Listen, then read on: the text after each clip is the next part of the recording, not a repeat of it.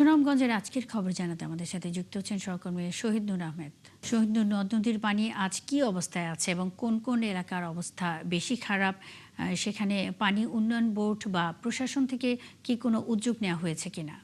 মুন্নি, ধন্যবাদ আপনাকে। প্রথমেই আমি যদি একটি স্বস্তির খবর জানাই, গতকালকে সুনামগঞ্জে 87 সেন্টিমিটার সুরমা নদীর পানি বৃদ্ধি পেয়েছিল, কিন্তু কিছুক্ষণ আগে পানি উন্নয়ন বোর্ড থেকে যেমনটা আমাদেরকে জানানো হয়েছে, গত 24 ঘন্টায় পাহাড়ি ডোলের যে আসছিল সেটি হ্রাস পেয়েছে এবং এখন পর্যন্ত 64 সেন্টিমিটার পানি কমেছে, এমনটাই জানিয়েছে পানি উন্নয়ন বোর্ডের নির্বাহী প্রকৌশলী মামুন হাওলাদার।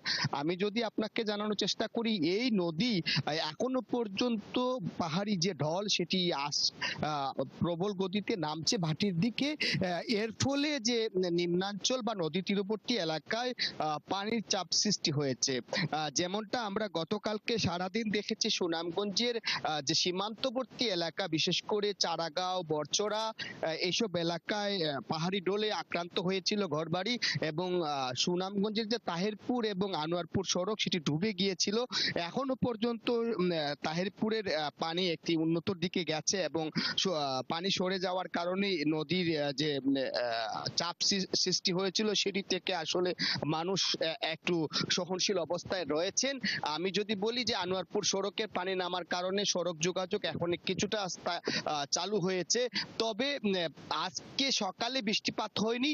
এই বৃষ্টিপাত না হওয়ার কারণে এবং পাহাড়ি ডোল আজকে যে আসছিল সেটি হ্রাস পাওয়ার কারণে এখানে অনুকূল পরিবেশ তৈরি হয়েছে, অর্থাৎ ইতিবাচক পরিস্থিতি তৈরি হয়েছে, নতুবা বন্যা পরিস্থিতি অবনতি হতে পারত। তবে পানি উন্নয়ন বোর্ড থেকে জানানো হয়েছে যে আগামী 48 ঘন্টা উজানে বৃষ্টিপাতের সম্ভাবনা রয়েছে। যদি বৃষ্টিপাত হয় তাহলে নদীর যে সমতল বৃদ্ধি পেয়ে আসলে তীরবর্তী এলাকায় চাপ সৃষ্টি হতে পারে, বন্যা পরিস্থিতি তৈরি হতে পারে। এখনো পর্যন্ত প্রশাসনের পক্ষ থেকে কোনো ধরনের সহায়তা বা এই কর্মসূচি ত্রাণ দুর্যোগ ব্যবস্থাপনার কমিটি মিটিং হয়নি।